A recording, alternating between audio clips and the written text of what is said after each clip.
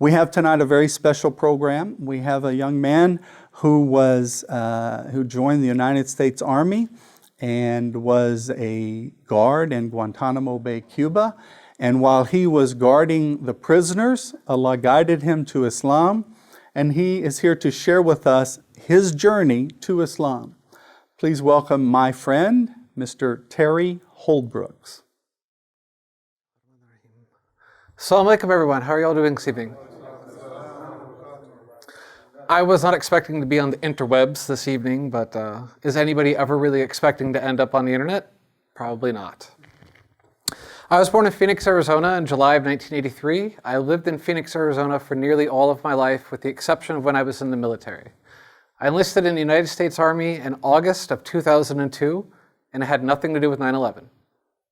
Had nothing to do with towers falling or what Fox was saying on the television, had nothing to do with patriotism, had nothing to do with family heritage, simply college. I wanted college money. That was it. It was a means for college money. It was a means to advance myself. Just because you turn 18, it doesn't necessarily mean you're an adult. It doesn't mean that you are mature. It doesn't mean that you understand the consequences and responsibilities of your actions. I needed to grow up, I needed to mature, and I wanted to be something more than my family had been so far. My mother and father were very young when I was born. My mother was 17 and my father was 18. Being a young home and kind of careless, so to say, you could say that there were some other issues prevalent in my home aside from the young age, perhaps alcoholism and infidelity and perhaps some abuse and some neglect. It wasn't a very good home to raise a child in, and when I was 7, I went to live with my grandparents. My grandparents, being divided upon religion, one being a Catholic and one being a Protestant, didn't tell me that I had to be a Catholic or that I had to be a Protestant. They told me to treat others the way that I would want to be treated, to go out and to learn about others, to ask questions, and to value that knowledge. Above all, value that knowledge. That was precisely what I did throughout middle school, throughout high school. Ended up graduating early, went to a trade school in audio engineering, completed my trade school, still hadn't found faith, still didn't feel like an adult, still didn't feel like I was on the right path yet. Saw a commercial one night, had a nice jingle and said, "Be all that you can be." Whoever thought of that jingle, I hope that guy got a promotion, because I guarantee you thousands of people enlisted over that one slogan. I woke up the next morning after hearing that, and I went to the recruiters, and I was confident that I was going to enter the military that day. I was confident. 9/11 had happened, and we had declared war with Iraq for whatever reason. We hadn't quite figured out where the connection was, and it might just simply be a cue. But Iraq, Al-Qaeda, maybe it's just the cue. We couldn't find the connection, but we were going to war. I was sure that they were going to take me. Walked in, I laid down my driver's license, high school diploma, college degree, Social Security, everything. I'm ready to go. I say I want to enlist in the Army, and he smiles, appreciates my enthusiasm, says, "That's okay. We don't need you. Have a good day." And I remember I was a little dumbfounded. I walked outside and I thought to myself, why would this man say no? I can walk and talk, I can see, I can hear, I can smell, I could probably shoot a gun. What's wrong with me? Why am I not good enough? And it was at that point when I lit a cigarette and I was looking in the mirror, I saw my reflection. When I realized, maybe being 18 and covered in tattoos from head to toe and having blue hair and having all these piercings that I have, maybe the recruiter saw me and he saw trouble. You got to remember, for those of you who are young, back in 2002, kids weren't wearing tight pants and buying iPhones like they do today. In 2002, kids were enlisting in the military. That was what all the cool kids were doing. So the recruiter knew he didn't have to take me. He knew if he waited another hour or so, somebody better would come along. Another week went by, I came back to the recruiter, said the same thing. "I want to go to the Army." He says, "That's great. We don't need you." Another week goes by. Third time, I come to the recruiter. "Hey, I want to go to the Army." He asks me, "What would you like to do in today's Army?" Now, as I said, I was born in 1983. I grew up watching G.I. Joe, which used to be a cartoon before Hollywood made it into a bad movie. I said the first thing that came out of my mind when he asked me, "What do you want to do in the Army?" "I want to kill people and get paid for it." That's what you guys do, right? We're going to kill people and you're going to pay me for this? And then I get to go to college and stuff too, right? He kind of smiled. He appreciated my enthusiasm again, but he said no. It literally took me 4 attempts. Finally, I shave the head, I take out all the piercings, I buy a nice long sleeve shirt, come in and I sit down and we go through all the process again. He allows for me to take my ASVAB. For those of you who've never heard of the ASVAB, it is a government standardized test that allows for the government to figure out how they can best exploit you. If you take it and you're not that bright, maybe they'll put you into the motor pool. If you take it and you score in the median, maybe they'll make you into an interrogator or a military police officer. If you take it and you score very well, they'll make you a doctor, a lawyer. There's 212 careers in the military. I would never tell anybody not to take the opportunity if it came to them. That was the point when I made the mistake of asking that question, what job is giving a bonus? When you say what job is giving a bonus to a recruiter, those are the sweetest words that they can possibly hear. That'd be the same as if some white guy like me came walking in right now and said, hey, I want to be a Muslim. What do I have to do? Half of us would go running towards him, telling him how to say a shahada. We'd be excited about it. For a $2,000 enlistment bonus, I became a military police officer in the United States Army. I had no interest in being a police officer. I've never liked authority figures or cops. When you give somebody a badge and a uniform, bad things happen. And I'm going to tell you about that right now. I enlisted in August of 2002. I was stationed in Fort Leonard Wood in January of 2003. I switched in between units for the first 3 months that I was there. I finally settled down in April, got married in May, found out 2 weeks later, you're going to Guantanamo. Didn't have any time to pack my bags, get my affairs in line. You're going to Guantanamo. That's how the Army works. I've got this new wife. Can I stay home? I need to build this marriage. You're going to Guantanamo. That's how the Army works. Interesting thing about Guantanamo, it only takes 2 weeks for anybody in this room to be trained how to work in Guantanamo. It is a prison, unlike a prison anywhere else in the world, and you can be trained how to work there in 2 weeks. We conducted this training in Fort Dix, New Jersey. I mention that because Fort Dix, New Jersey has a correctional facility, but we didn't train there. We trained in a fake facility that we had made with PVC pipe and plastic wire. We didn't use the manual from Guantanamo because we didn't want that manual to leave the island. If that manual fell into the hand of the security personnel at the airport, maybe into the media's hands, it would have proved that Guantanamo existed. Back in 2002, 2003, nobody knew about Guantanamo. This was still a secret. The individuals training us had not ever been to Guantanamo. They didn't understand the premise, the nature of the work. Anybody in this room seen Jersey Shore? Anybody at home seen Jersey Shore? Can you imagine this? We're training in New Jersey, and the Army cannot find any criminals for us to train on. I've seen Jersey Shore. I know New Jersey is loaded with criminals. But nonetheless, half the day I would play the role of the criminal, and the other half of the day I would play the role of the military police officer. This was not very adequate training. When it came to teaching us about cultural diversity, when it came to teaching us about who was in Guantanamo, who was there, who were the captives, the Army did a much better job there.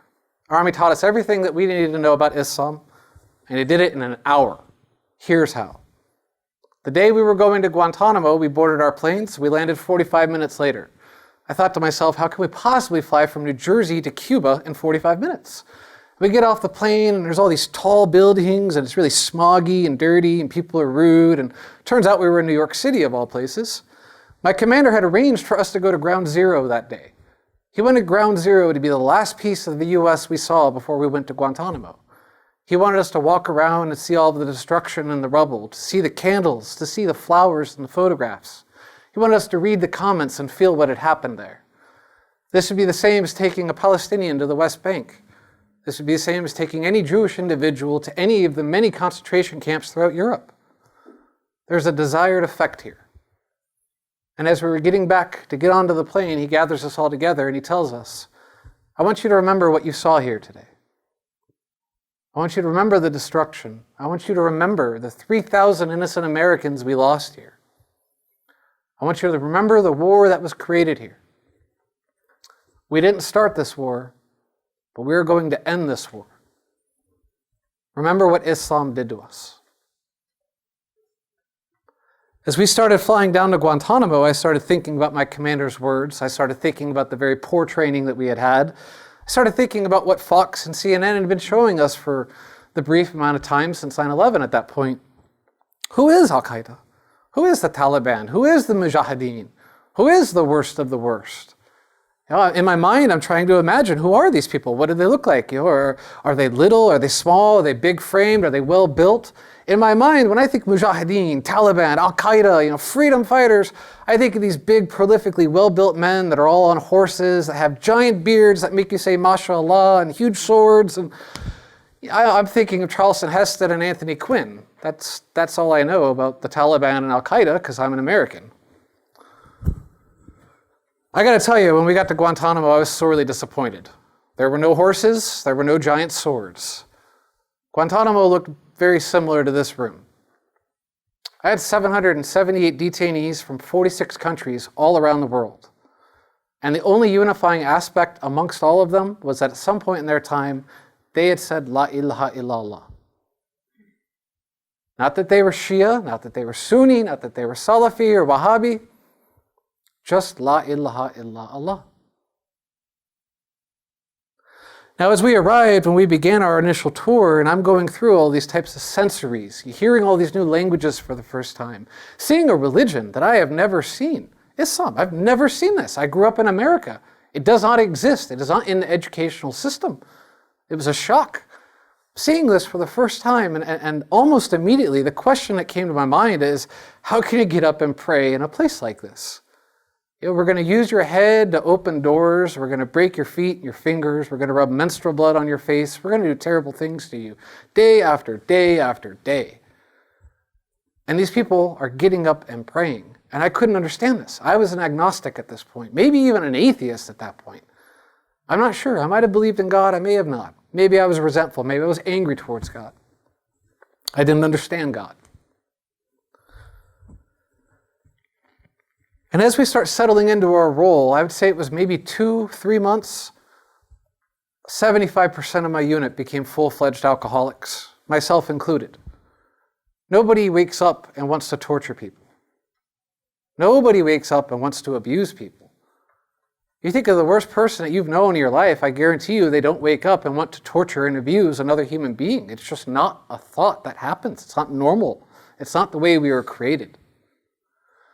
And as we started settling into our role and doing these acts, this didn't feel right to me. I started thinking to myself, this isn't America. This isn't what we stand for. This isn't freedom. This isn't bravery. This isn't justice. This isn't equality. This is oppression. This is tyranny. This is the exact opposite. This is everything that we're supposed to be fighting. I didn't feel right about it. I started feeling very low. I started thinking about suicide. Started asking my leadership, first my team leader, then my platoon sergeant, all the way up to the captain. Hey, I need to go to the doctor. I need to get out of here. I can't do this. I don't want to do this. I didn't sign up to torture and abuse people. Can I go to the doctor? Can I go to mental health? Can I talk to somebody? Please, I'm thinking about suicide. Help me. My commander looks at me and he says, if I let you go to the doctor and talk about your feelings, I've got to let you, and you, and you. The next thing I know, I don't have any soldiers left to do the job. Sorry. Drink a couple beers, drive on. It's a standard Army answer. Drink a couple beers and drive on. As I started observing Islam and I started seeing this great difference between the detainees and the guards, they were happy. They were content. They were waking up and smiling. They were telling jokes to each other. They were teaching each other different languages. They were making use of their time. They were productive. And yet I was waking up and dreading going to work. I only had to be in this place for 8 hours. I had all the freedom in the world. I could come home, smoke a couple packs of cigarettes, drink a couple bottles of vodka, party all night long, do whatever I want. And I was miserable. And finally I had to ask, how can you get up and pray in a place like this? How do you believe that God cares about you? You're in Guantanamo. I mean, do you not get it? You're going to die here. This is it. This is the end. How can you get up in a place like this and pray? The first detainee that I asked this question to, he said it was just Allah testing his deen. I had no idea what deen was. I had no idea what Allah was. I asked another detainee. I didn't have many to ask. There weren't many that spoke English. I asked another detainee, how can you get up and pray in a place like this? He says to me that it's just Allah testing his faith. Faith, I understood that. Okay, faith, Allah. Now I got to figure out who's Allah. I asked another detainee, another detainee, another detainee. Over and over, the same answer. There were people who came before me, generations that came before me. The Ansar, the Sahaba, the companions, they all had it worse. This is just a test. Bring it on. For the detainee to say to the guard, this is just a test, bring it on? I want to know more about this Islam. I got to know more about this Islam. What? I want that. That's comfort. That's security. That's really knowing your place in the world. I want that. I started asking more interesting questions, more in-depth questions. Why do you pray so much? Why do you pray that way? What's that way? What's the significance of that direction? Do you believe in Jesus? Do you believe in Moses? Do you believe in Isaac and Abraham and all of the other the individuals that we hear about in America? I started asking all of these questions, and as I would ask these questions, what I found interesting was that unlike anybody else that I had ever dealt with in my life, the detainees didn't feel that talking about religion was taboo. They didn't feel that I was encroaching upon something private, that we couldn't talk about this. They would simply answer the question and smile. Sunnah, smile. They would simply answer the question and go about their day. They wouldn't tell me that I was kuffar. They wouldn't tell me that I was going to burn in the hellfire. They wouldn't tell me that I should become a Muslim. It would be good for me if only I knew. Wallahi, no. They'd answer the question and go about their day. One specific detainee who I had been having many conversations with said to me one day, "Open my cell door." I looked at him like he was crazy. I don't know if you know where we are, buddy. We're in a prison. I'm not going to open your door. Why? And he tells me that he wants to give me something. I think to myself, what can you possibly have to give me? I mean, you're in a cage. You've got a toothbrush, a toothpaste, some soap. What do you got?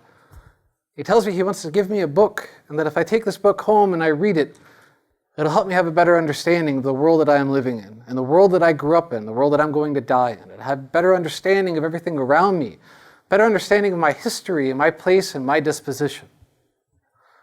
I couldn't pass this up. One book that's going to tell me all of this?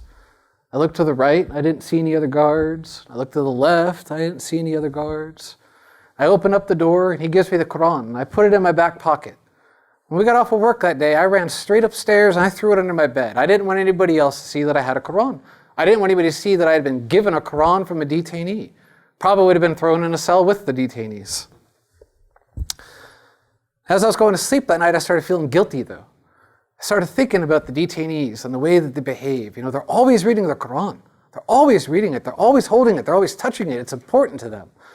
So if I have this man's Quran and I'm not reading it, I'm not doing anything with it, I'm certainly not going to try to take it back to him. What Quran is he going to read when Friday comes? What Quran is he going to read tomorrow? What Quran is he reading right now? I started feeling bad about it. I started feeling guilty. I picked it up and I started reading it. Next day I got off of work, I came home and I read it all night. Next day I was off, I read it all day. I remember when I finished reading the Quran, it's a statement that I still believe and hold true to this day. Never in my life have I read a religious book that makes as much sense as the Quran. From the beginning to the end, it is the clearest, most concise religious text I have ever read. It doesn't contradict itself. It's not confusing. It's not compounding. It's easy. It's lighthearted. It makes you feel better. It's comforting. Deny it. You can't deny it. I wasn't ready to become a Muslim yet. I still hadn't grasped with the concept of accepting that there is a God and that God loves us. I'm looking at the world all around me. I'm looking at the men that I have to torture and abuse. I'm looking at the nature of the war. How does God love us? And this is what's going on. I'm having a hard time struggling it. I'm having a hard time digesting it. And as I'm debating these answers and questions and these sessions with the different detainees that I was talking to, I was also taking other bits of Islam and putting it into practice in my life. At that point, I was drinking every day. I was a horrific drunk. Tried to stop drinking. Next thing I knew, I'm feeling better. Thinking clearly. I can deal with my emotions. I can process my day. I get it. That's why those Muslims don't drink. It's bad for you. At that point in time, I was smoking 2 packs of cigarettes a day. Tried to cut it down to half a pack. Get it real low, maybe none. Next thing I knew, I was running faster. I could do more push-ups, do more sit-ups. Did it better on my PT test, got a promotion. I get it. That's why those Muslims don't smoke. It's bad for you. Except for those Egyptians. And the Turkish. And the Iraqis. Afghanistan, definitely. That's why those Malaysians don't smoke. I get it. It's bad for you. It's bad. One of the questions I get asked often as a revert is, what was the hardest thing about becoming a Muslim? Was it giving up alcohol? Was it premarital sex? Was it drugs? What is it? The hardest thing for me about becoming a Muslim was saying my shahada for the first time. I don't speak Arabic. It's really difficult. It's a tongue twister. After about 3, maybe 4 months of kind of trying Islam and growing with it and feeling comfortable, I decided that I wanted to embrace Islam. I didn't know how, but I knew that I wanted to become a Muslim. I came walking onto the block, and that specific block that I came walking onto on this specific day, the guard or the detainee who had given me the Quran was working. And I walked up to him and I said, "Hey, I want to be a Muslim. I've been doing this and that. I've been making these changes in my life and it feels good. I want to be a Muslim. What do I have to do?" He very politely turns and he looks at me and he just says, "No." I thought back to the recruiter. Why no? What's wrong with me? Do I smell? Do I stink? Why do people keep saying no to me? I couldn't stop and argue with him. In Guantanamo, I had to do what I'm doing right now, pacing, walking back and forth. I've got 24 detainees on my left, 24 detainees on my right. I have to make sure nobody's trying to escape from an island. I have to make sure that nobody's trying to build bombs on an island with no supplies. The Army has strange ideas about what these men are capable of doing in these cages, so I have to watch all day long. A little after midnight, it's about 12:40, I stop outside of a cell and I tell him I can't accept no as an answer. Why would you give me a Quran? Why would you lead me down this path and then not let me become a Muslim? I asked some of the other detainees, "Can I be white and be a Muslim?" And they said, "Yes."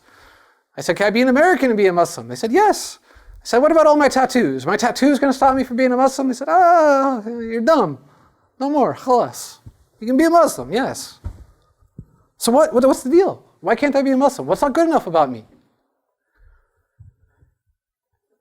And he turns and he calmly looks at me and he says, "Do you realize that there's an American flag on your shoulder? If you become a Muslim, your whole country is going to look at you differently. It says U.S. Army on your chest.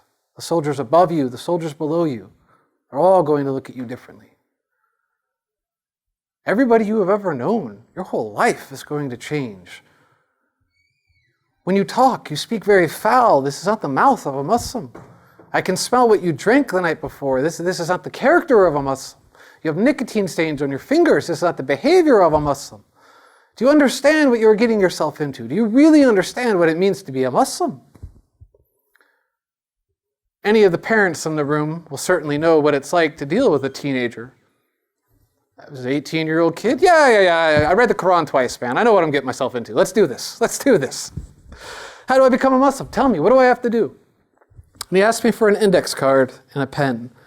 And in the middle of the night, in the dark, wearing handcuffs, he transliterates the Shahada for me. And as he's slipping it back through the cell, he tells me, "You need to say this and you need to mean it, and then you will be a Muslim." And my jaw almost dropped. I'm like, that's it? That's all I have to do? I just say this, I'm a Muslim? I don't have to take like a special bath or light candles and incense and say some chant? I just say this and I'm a Muslim? It's that simple? Give me that card, man. What's this stuff say? It says that there is no God except for Allah and the Prophet Muhammad is his messenger. Yeah. There is no God except for Allah. No, brother. Arabic. That's when I looked at the card and, oh yeah. Yeah, that's not English. A shadow, Anna? Who's Anna?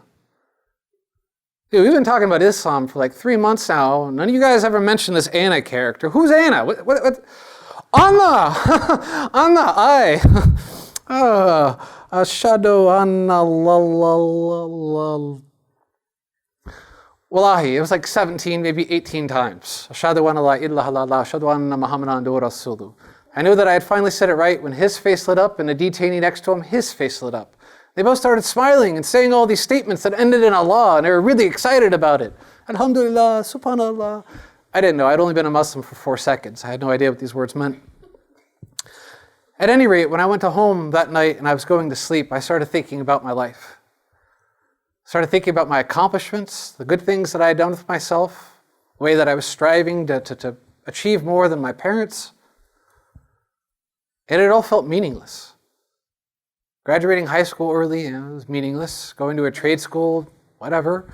Getting married. None of this stuff was what I was looking for. None of this stuff was the piece that was missing. None of this stuff provided me with any comfort or any answers. But after I said my Shahada that night when I was going to bed, I had comfort. I had the answers. I knew what I was going to do when I woke up the next day. I want to fast forward about 13 years. I'm going to try to wrap this up very quickly. I left Guantanamo 12, 13 years ago. It's been a while now. Been a Muslim for quite a long time. In the time since I left Guantanamo, we have dropped the population from 778 to give or take about 80. Alhamdulillah, this is a good thing. Many of the people have been able to go home. What we didn't think about was what we were going to do with the individuals from Yemen and Somalia, specifically Yemen and Somalia. We don't know what to do with them. We don't know where to send them. We're afraid to send them home. We're afraid of retaliation. While you've been promised twice by the president that he is going to close Guantanamo, Guantanamo is going nowhere. We have been in Guantanamo since 1903. We signed a perpetual lease, never-ending lease, in 1913. We spent a ridiculously little bit of money for a lot of torture soil. It's never going anywhere. We have expanded the capacity of the number of detainees that we can hold there. We've renovated all of the prisons. We've built 2 new courtrooms, one of them with a closed-circuit television system in Hollywood, Florida. Guantanamo is going nowhere. With the National Defense Authorization Act of 2011, President Barack Obama, as well as the majority of the Department of Defense, Department of Justice, and all of your local police enforcement have the ability to arrest you and detain you without due process and send you to Guantanamo. I can't stand up here and make this stuff up. I can't. I'd be fired, obviously. I'd get arrested. This would be inciting a riot if I were making this up.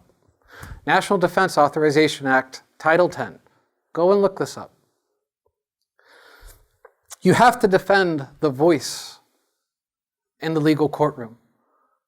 The Muslim Legal Fund of America has been looking out for us. They weren't asked to do it, but they have been doing it, and they're doing it very well. I work with this organization because I believe in them. I've seen their success, and I know that they can help people. I know that they can change lives and make things better. When you don't have a legal voice, you do not exist. Anybody who has a phone at home, in the room, anybody who has a phone with Google Maps, please pull it out of your pocket. I encourage you, please, go ahead, pull it out. It's not a trick. Go ahead, if you have a phone with Google Maps, pull it out. For those of you who are at home, pull out your phone if you have Google Maps. Anybody who has their phone out, please do me a favor. Find me the country of Palestine.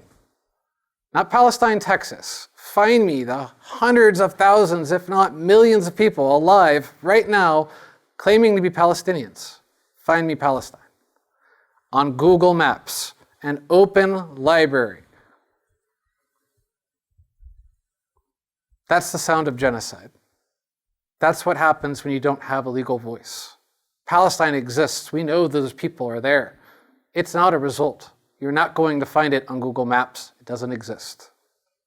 If your neighbors don't know that you are a Muslim, you're only hurting the rest of us.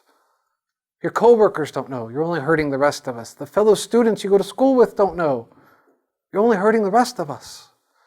You have the best religion in the world. You have all of the answers. Don't be afraid. Don't keep it to yourself. Share it. Jazakallah khairan. Assalamu alaikum.